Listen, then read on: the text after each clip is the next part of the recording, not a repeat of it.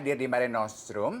Ini adalah kayaknya restoran Spanish Mediterranean gastronomik pertama yang akan kita cicipi bersama-sama dengan yang menyaksikan YouTube kita di kanal Bazar Indonesia. Quite excited to taste pilihan menu yang hadir hari ini.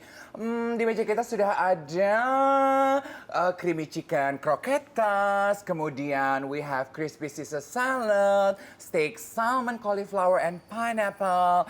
Dan ini adalah, kamu bisa tebak nggak ini apa? Ini adalah fritters platter. Hebat! Keren kan? Iya, udah sering kesini emang. Oh gitu. Cocok di lidah rasanya. Cocok di lidah. Cocok. Selain ini adalah restoran Spanish Mediterranean pertama kita, ini adalah tamu tertinggi pertama kita di Brunch with Dave. Coba lu berdiri. Saya segini ya, agak hilang dari gambar di halaman Anda sekalian. Tamu saya. Lu berdiri, on frame. Kalau kamu, Gue berdiri kejedok. kamu tuh tingginya berapa sih, Megan? Gue tuh tinggi 184, terakhir ngukur segitu sih. 184, tapi gue terakhir ngukur itu kayaknya kuliah deh, 184. 184. Emang Tuhan tuh adil ya, andaikan saya dilahirkan dengan tinggi 184, aku sombong banget nggak kenal sama Dila Agnesia gitu-gitu, gue nggak mau main sambil makan yang... Di Lagnesi ya? Kamu juga nggak kenal ya? I love you, Dil. Ayo sambil dimakan, Ayo. Megan. Kita mulai dari Caesar saladnya ya. Oke. Memang satu keluarga kamu tinggi-tinggi atau...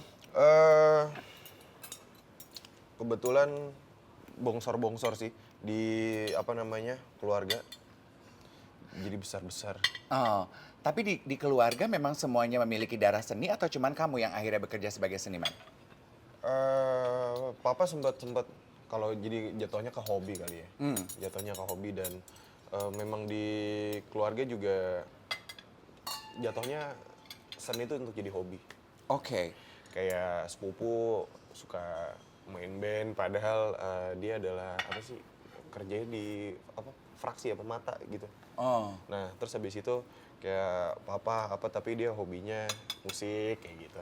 Oh, oke. Sementara kamu sendiri, pertama kali yang memperkenalkan kamu pada dunia seni adalah berawal dari hobi juga berarti? Dari hobi. Karena kalau gue sendiri dasarnya tuh, bagi gue seni adalah, gue nggak mau sok kayak seni adalah bagian dari hidup gue nggak gitu. Nggak seideal itu gitu ya? Nggak segitunya, tapi gue tipe orang yang lebih seneng aja untuk buat sesuatu, buat sebuah karya kayak gitu. Nggak tahu kenapa seni jadi buat gue lebih tenang, lebih seneng kayak gitu. Oke. Nggak bisa dipungkirin ketika kita lagi bete atau apa dengerin musik, atau lagi nggak mood atau apa, lo dengerinnya nonton film. Berhubungan dengan seni dong. Iya. Hal-hal yang seperti itu yang gue suka kayak gitu. Oke. When did you decided bahwa seni yang awalnya hobi hanya untuk pemenuhan kepuasan batin akhirnya dapat menjadi pilihan karir? Kita nggak akan pernah tahu kalau kita nggak pernah nyemplung ya. Nah, kita nggak pernah tahu kalau kita nggak pernah ngerasain. Maksud gue gitu. Jadi makanya gue untuk mendesain mungkin emang jalan gue di sini. Gitu. Jadi waktu itu gue masih baru nyemplung lah gitu, bener-bener baru di awal karir. Industri di Indonesia, terutama di dunia keaktoran itu nggak gampang. Itu bener-bener yang kita harus punya skill, terus juga kita harus tahan banting, terus juga ya secara mental kita bener-bener harus fight di dunia entertain karena bener-bener nggak gampang untuk ya mungkin kalau misalnya diukur sama lu gue masih jauh gitu karena gue di entertain baru jalan 8 tahun. Oke. Terus yang pertama kali memperkenalkan kamu sehingga akhirnya nyemplung itu siapa? Atau gimana ceritanya? Waktu itu gue cuman kayak ditawarin sama teman-teman kayak, Gan lo mau nyoba casting nggak? Kayak gitu. Oke, boleh. coba-coba aja dulu kan kita nggak pernah tahu. Prinsipnya aja dulu. Megan tadi ya, kalau nggak dicoba kita nggak pernah tahu gitu. Iya. We like that. Terus? Karena menurut gue kalau misalnya ya kalau kita udah nyemplung udah basah udah tahu gitu rasanya seperti apa. Kalau misalnya kita nggak pernah nyemplung, kita nggak pernah nyoba, ya kita nggak akan pernah tahu dalam hal apapun ya. Gitu. Itu mungkin salah satu prinsip hidup gue juga kayak gitu. Nah terus habis itu setelah gue masuk, gue nyemplung segala macem, akhirnya gue bisa memilah, bisa mencari tahu, bisa mempelajari dan lain-lain, bisa mencari pengalaman di dunia keaktoran kayak gitu. Oke.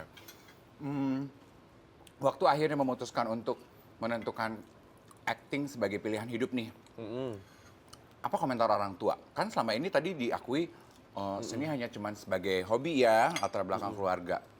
Ada nggak? Hmm, Mungkin awal-awal bukan berat sih.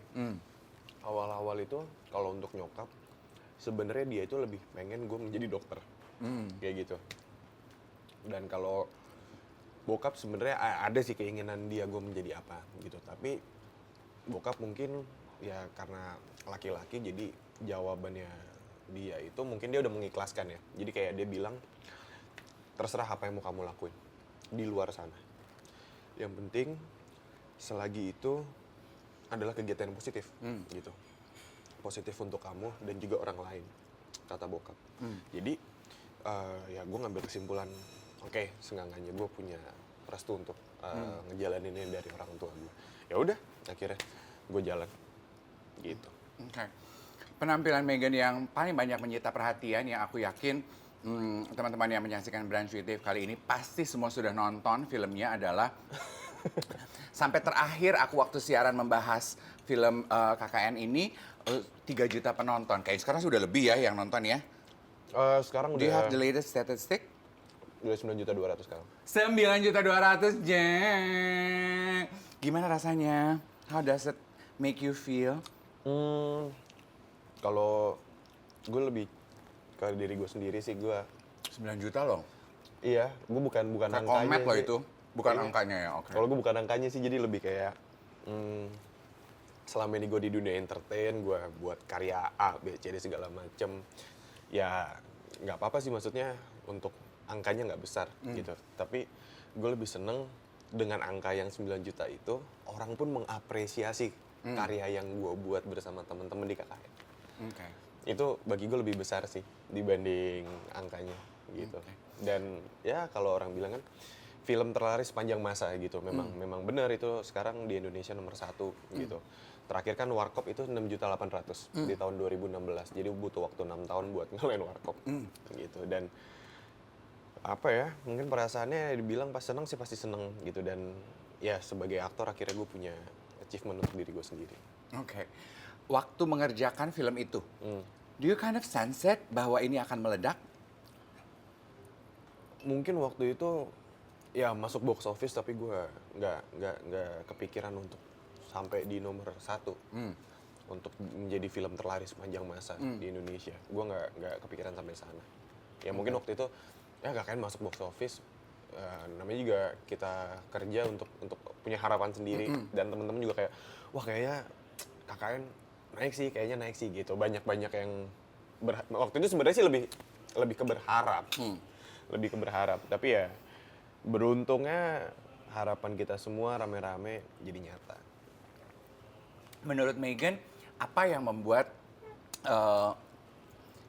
penonton begitu menikmati film tersebut?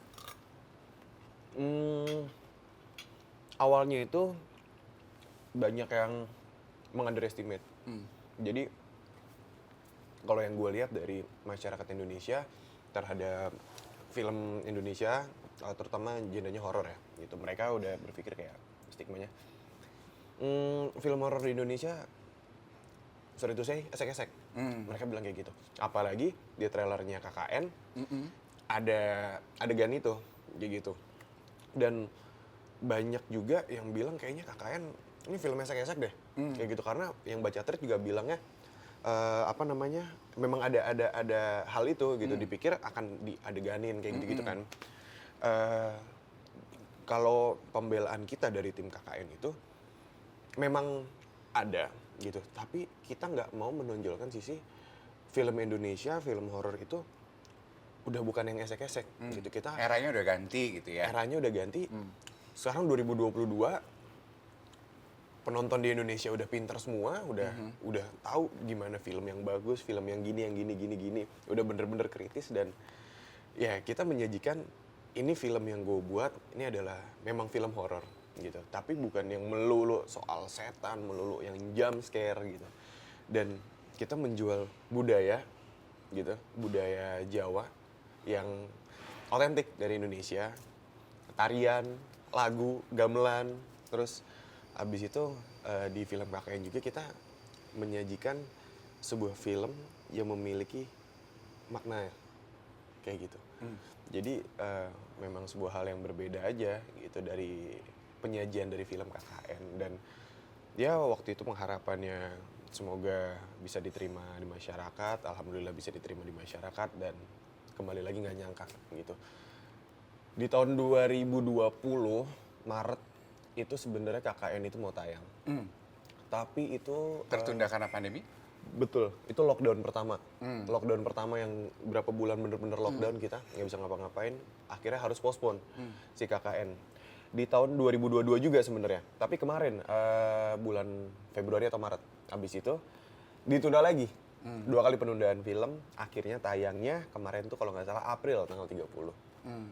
Nah, pas di April tanggal 30 kayak ini bisa kayak film kita udah ditunda 2 kali, kita udah dihujat sama masyarakat.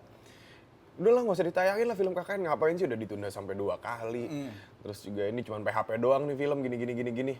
Udah lah nggak usah nonton gitu. Tapi juga masih banyak sih yang masih nyemangatin kita kayak ayo dong KKN kapan tayang nih. Gua dimulai dari PDKT sama pacar gua sampai gua pacaran pengen nonton KKN sampai gua udah putus sama pacar gua. Dia bilang nggak tayang-tayang nih film. Dia bilang gue nunggu nggak apa-apa gue udah putus tapi gue tetap nungguin. Hal-hal kayak gitu yang bikin kita tetap semangat. Wah kayaknya KKN bakal bisa diapresiasi nih sama masyarakat, berharapnya seperti itu dan alhamdulillahnya di posisi pandemi KKN itu bisa menjadi titik balik gitu. Karena kan sebelumnya bioskop sepi, bioskop jarang didatengin sama orang karena masih takut segala macam gitu. Dan kebetulan waktu itu posisinya pandemi udah mulai turun dan Kondisi KKN sudah mulai terkontrol. kondisi udah mulai terkontrol. Oke, jadi momentumnya aku rasa pas tuh kehadirannya. Oke, kita kasih kesempatan dulu Megan untuk mulai menikmati hidangan yang sudah dipersiapkan. Kalau ditanya melulu nggak makan-makan. Abis ini Apa? kroket ya. We'll be back. Mare Nostrum memilihkan menu-menu paling istimewa nih. Ini katanya salah satu andalannya juga. Let's give it a go. Ini adalah kroket salmon apa gitu ya. Tamu aku yang ini makannya irit banget. Despite the fact bahwa badan dia tinggi sekali. Hai dong Megan. Kembali mengenai filmmu KKN. Tadi sementara jeda, Megan cerita bahwa apresiasi penonton film di Malaysia terhadap KKN juga begitu luar biasa, bahkan mengalahkan Doctor Strange. Doctor waktu itu. Strange. Di Malaysia dan Singapura. Jadi kalau dari infonya Malaysia dan Singapura itu waktu itu KKN mengungguli Doctor Strange. Dan waktu ditayang bersamaan itu KKN nomor 1 di sana gitu dan hari kemarin dapat postingan dari Pak Manoj. Hari kemarin itu baru mulai tayang KKN di Vietnam. Oh, Gitu. oke. What an achievement. Yang aku juga pengen tahu ya behind the scene ceritanya. Pada saat syuting film horor, kalau kebayang ya, kita sebagai penonton aja, we got the chills and the goosebumps. Kalian yang mengerjakannya, sebelum melakukan prosesnya, apakah ada ritual khusus yang dikerjakan untuk melindungi diri per se? Nggak ada sih kalau untuk ritual-ritual khusus dari gua dan temen-temen. Paling ya yang muslim ya sholat 5 waktu, yang Nasrani ke gereja, udah gitu-gitu aja. Nggak ada ritual-ritual khusus sih. Paling ritual khusus kita selalu kemana-mana bersama-sama sambil ketawa-tawa. Itu untuk buat diri kita semakin enjoy satu sama lain dan untuk ngejalanin KKN di Desa Penari waktu proses syutingnya jadi lebih fun. Oke. Karena ini begitu sukses, akankah ada kelanjutannya? pasti kan juga penonton minta karya berikutnya, kelanjutan ceritanya.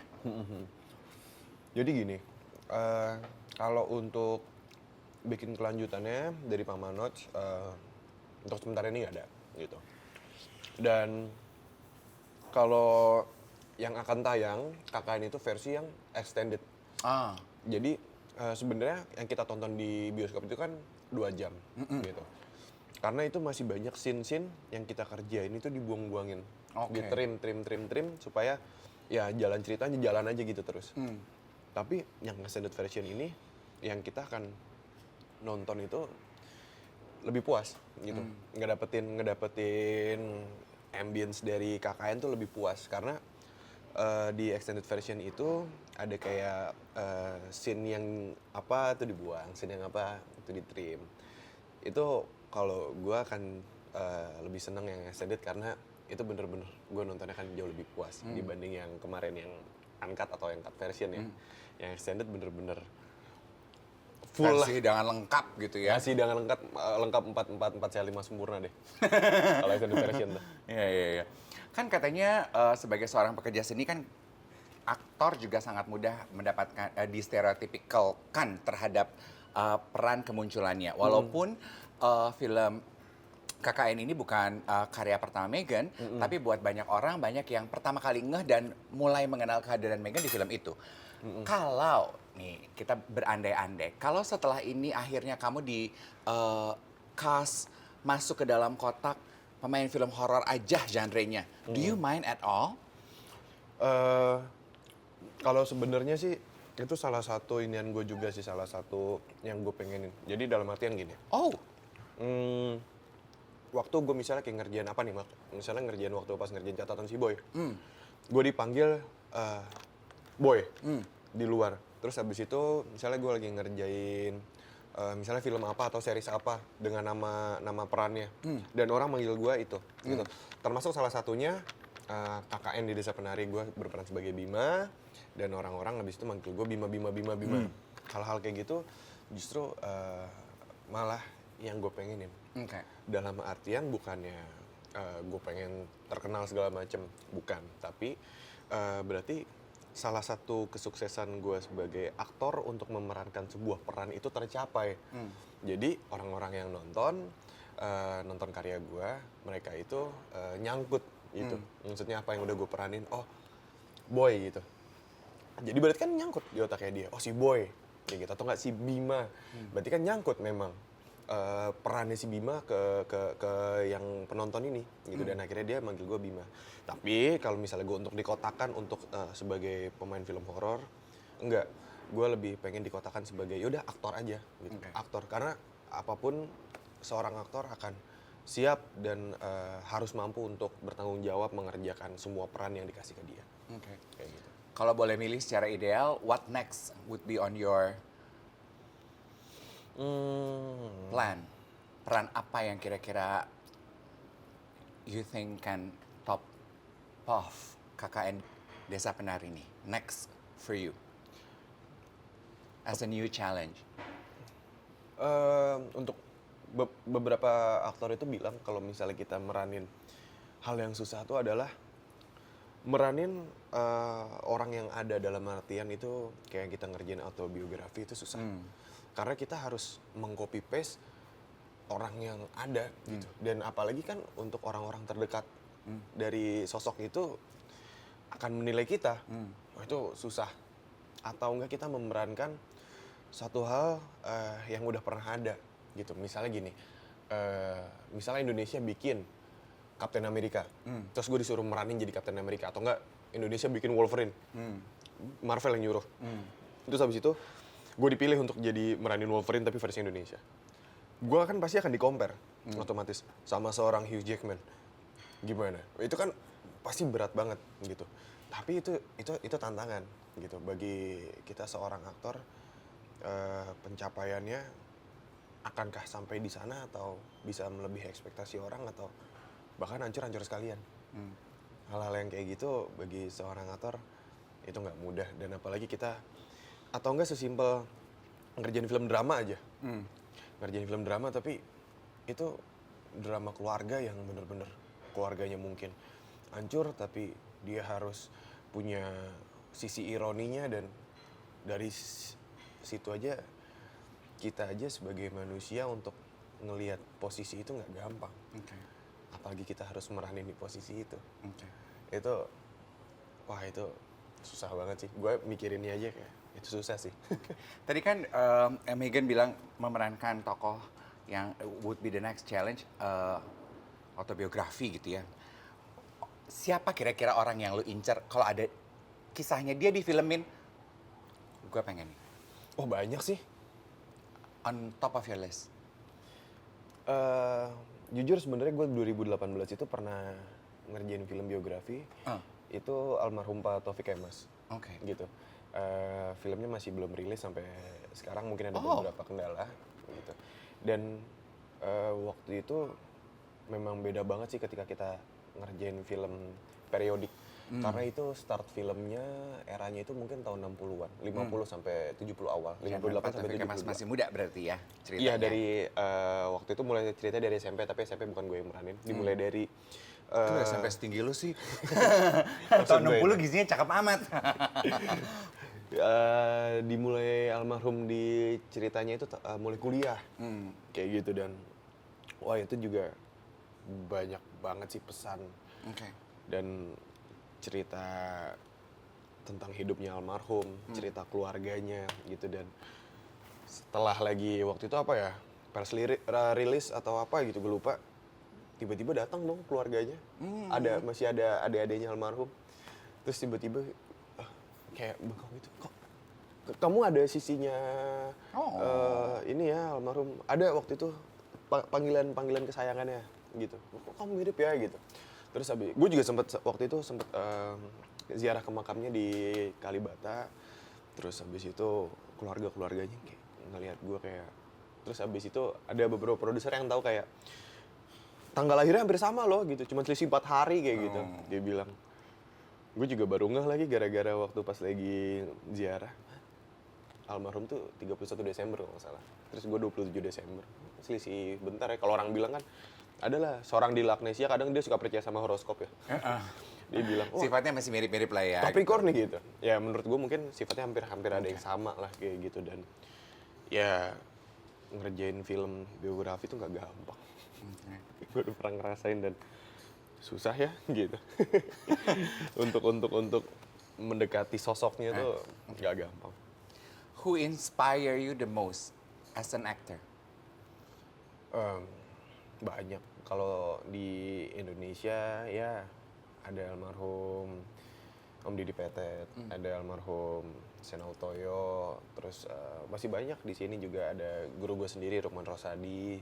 Terus habis itu pernah ada juga Mas Ciprut. Banyak banget di Indonesia untuk menginspirasi gue. Terus juga untuk di luar juga banyak, di Hollywood salah satunya kayak Marlon Brando. Terus habis itu di Rusia ada Stanislavski. Banyak banget untuk yang menginspirasi gue, karena mereka lah yang punya ilmu dan menerapkan ilmunya. Tadi kan Megan menyebutkan guru gue sendiri, Pak Rukman Rosadi. Oke. Berarti kita pengen tahu dong ceritanya. Dia yang ngajarin kamu berakting gitu atau gimana tuh kalau bisa kamu menyebut ia sebagai guru? Banyak sih sebenarnya guru di luar sana gitu, tapi salah satunya yang berkesan buat gue ya Mas Rosa, karena sebenarnya kalau misalnya kalau ditelaah lagi Mas Rosa tuh sebenarnya di tahun 2000 berapa ya, dia tuh menang Piala Citra apa ya, pemeran pembantu pria gitu di filmnya Mas Gading gitu. Dia menang, terus juga dan sekarang dia udah mulai menghiasi banyak film di Indonesia di layar lebar. Mas Rosa memang menurut gue dia keren sih. Keren. Berarti dia guru tuh tadi disebut sama Megan. Apa ilmu yang dia ajarkan ke Megan yang paling lo ingat mengenai acting? Mengenai acting. Karena gue tipe orang yang simpel. Jadi gue cuman pengen semuanya back to basic. Gue ngomong sama dia, udahlah kalau misalnya kita udah nyemplung ini segala macam terlalu jauh kalau misalnya kita ngomongin harus teori apa semua segala macam. Memang teori itu adalah dasar gitu. Tapi gue lebih butuh lagi yang dasarnya. Coba kita kalau misalnya kita bikin rumah tanpa pondasi nggak mungkin. Jadi gue mau kembali lagi, gue mau bahas masalah pondasinya aja. Gue bilang apa nih kira-kira pondasinya. Habis itu diajarin gimana aku sebagai Megan, aku sebagai aktor, aku sebagai berperan sebagai siapa. Kembali lagi ke begitu basic banget, olah tubuh, olah rasa, semua indera dan lain-lain, suara, kembali ke situ. Dan karena gue emang orang yang gue seneng yang simple, akhirnya gue sadar lagi, iya memang kita harus kembali ke dasar untuk gimana kita mau belajar yang tingkatan berikutnya kalau misalnya kita dasarnya aja masih bener-bener belum paham. Jadi waktu itu bener-bener berkesan sih. Gue berguru sama Mas Rosa tuh. Yeah, this is a credit to the teacher. Oke, Salman, kita kasih waktu dulu break. Kemudian habis ini kita akan tanya, kenapa Mas Ganteng ini memutuskan untuk nikah muda? Oke. Sebelum menikmati steak salmonnya, tadi kan saya janji pengen membahas kenapa Megan memutuskan untuk kawin muda. Kan tahun ini kan baru kawinnya kan. Pasangan pandemi. Iya dong, kawinnya kan pas pandemi. Iya, tapi kenalnya waktu itu sebelum pandemi sih. Untung udah lama, jadi nggak masuk di pasangan pandemi. Kenapa gue memutuskan untuk nikah muda? Mungkin kalau orang bilang muda sih, tapi yang jadi masalah gue nggak tahu lagi umur sampai kapan. Oh, dalam banget sih. Iya, orang bilang nikah muda, tapi gue bilang gue nggak tahu lagi umur gue sampai kapan. Kalau misalnya Terlalu lama menunggu. iya nanti hambar gue. Enggak sih, lebih ke ini aja waktu itu kalau memang udah ada jodohnya ya kenapa enggak kayak gitu. Terus normal gue married di umur 26, 25 ke 26 dan gue juga sempat ngobrol kayak gue kemudaan gak sih atau gini. Ya kalau misalnya tergantung kacamatanya kan, kalau misalnya lu point of view orang pada umumnya sih ya sah-sah aja sih, tapi kalau misalnya ada embel-embel untuk lu bawa-bawa karir atau apa ya mungkin bisa dibilang kemudaan gitu. Sedangkan di umur lu tuh kan lagi apa sih kalau orang bilang tuh lagi ininya deh, lagi kenceng-kencengnya buat cari kerja gitu-gitu. Terus kalau ya gue ngobrol juga kayak emang apa salahnya kalau misalnya banyak di luar sana orang married tapi juga tetap kerja. Gue bilang kayak gitu. Terus ya kan gue juga bisa kayak mereka kayak gitu. Jadi ya gue decide akhirnya untuk ya udah married gitu karena gue juga pengen jarak sama anak tuh nggak jauh kayak gitu. Mungkin kalau ditanya emang udah siap atau belum, ya kalau misalnya kita nggak pernah nyoba mana kita pernah tahu kayak gitu kan. Terus juga ya at least kita bisa belajar lah mungkin dari ponakan atau kita belajar dari sepupu yang masih bayi atau apapun itu kayak gitu. Oke. Tadi Megan bilang embel-embel pekerjaan. Apakah kalau zaman dulu kan suka ada pemikiran yang seorang bintang harus mempertahankan availability-nya dia for a certain period of time sehingga penggemar bisa merasa sense of belonging-nya terbangun. Mungkin itu kali maksudnya ya.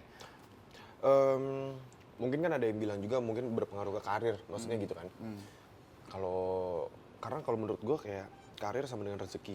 Rezeki bukan kita yang ngatur, rezeki kan Tuhan yang ngatur. Ya udah, gue melakukan hal yang baik gitu dalam artian ya ini kan juga salah satu jalannya Tuhan gitu. Menikah kan adalah sebuah hal yang baik kayak gitu dan menurut gue ya gue berjalan di jalannya. Jadi untuk urusan rezeki ya gue serahkan sama yang di atas.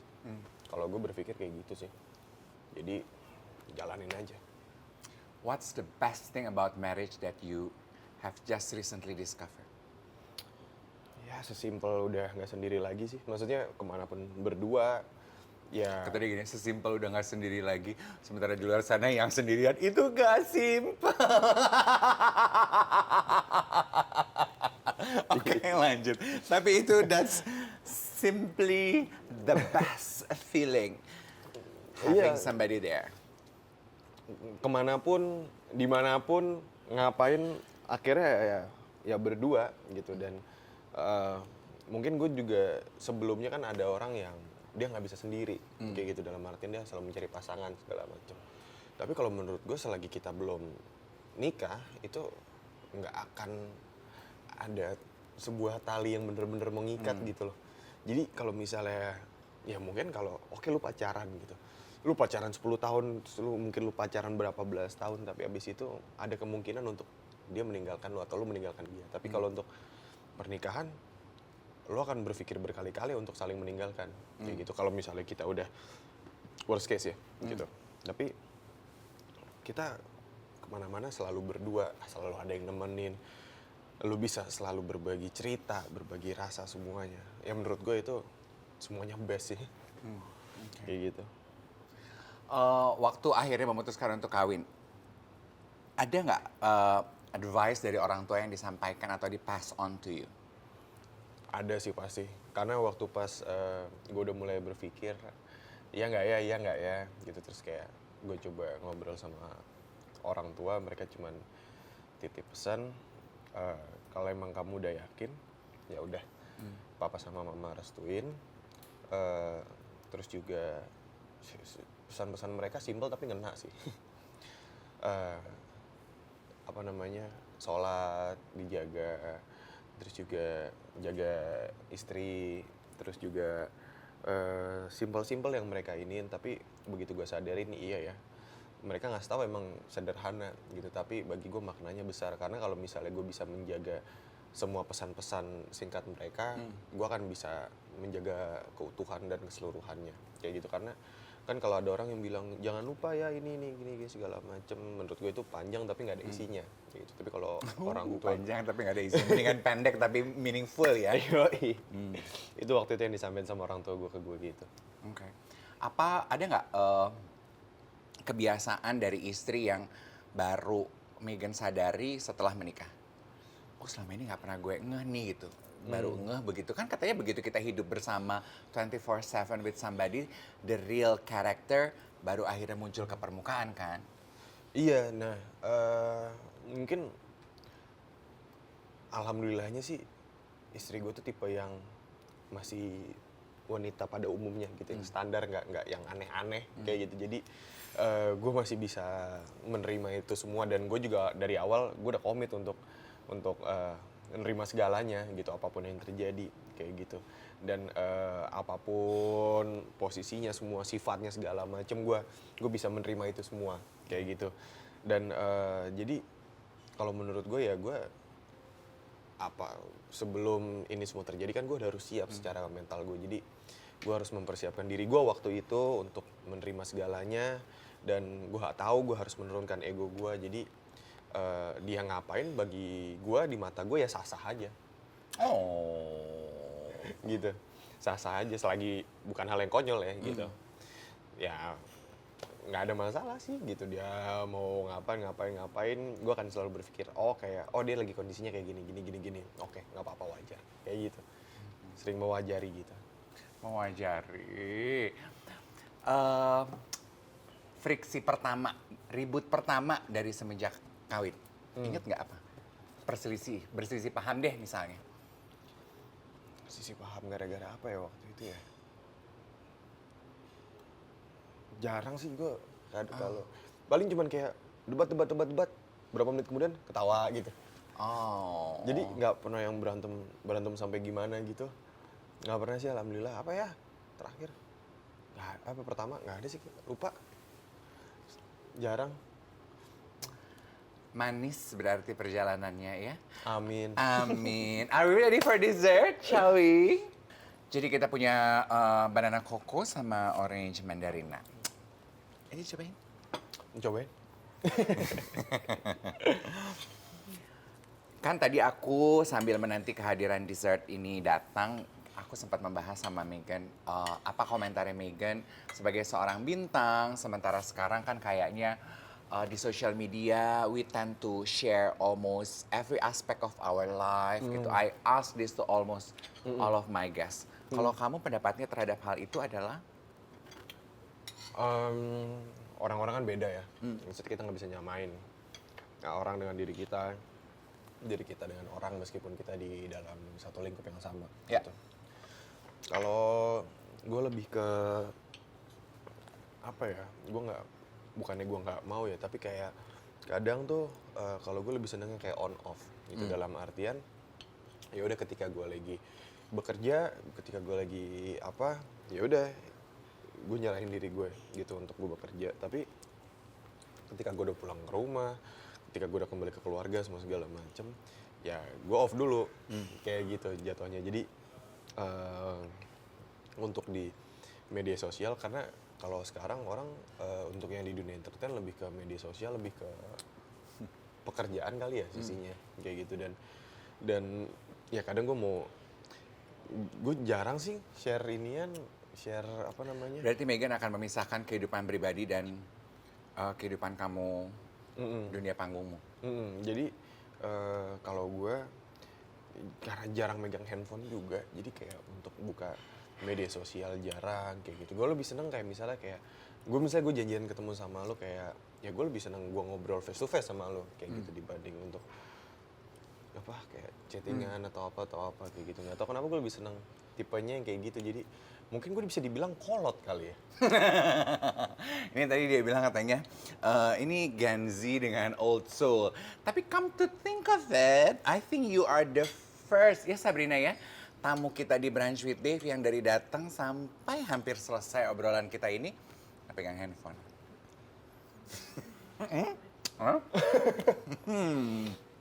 Bahkan in between takes aja dia nggak sama sekali matanya nggak megang handphone. Oh gitu ya? Iya, quite unique kamu. Apa 3 hal yang paling kamu syukuri terjadi dalam hidupmu 1 tahun kebelakangan ini? 1 tahun kebelakangan? Kebelakangan apa ya? Ya Tuhan ngasih gue jodoh. Terus abis itu yang kedua, setelah hampir 8 tahun di dunia entertain, akhirnya punya achievement gitu. Film KKN bener-bener menyenangkan, keren. Seluruh tim gitu, gue salut sama seluruh tim yang udah bekerja di film KKN. Terus yang ketiga kayaknya sedang berjalan. Yaitu? Ada deh lagi. Next project? Oke. Pokoknya ada ya, ada yang lagi proses. Oh. Pokoknya lagi proses yang ketiga. Dan senang banget itu juga. Kayak gitu. Oke. Sangat bersyukur.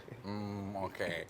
Silahkan menambahkan di kolom komentar ya. Gue juga sebenarnya dari tadi, apa sih? Sebenarnya dapet teaser-teaser gini nih ya.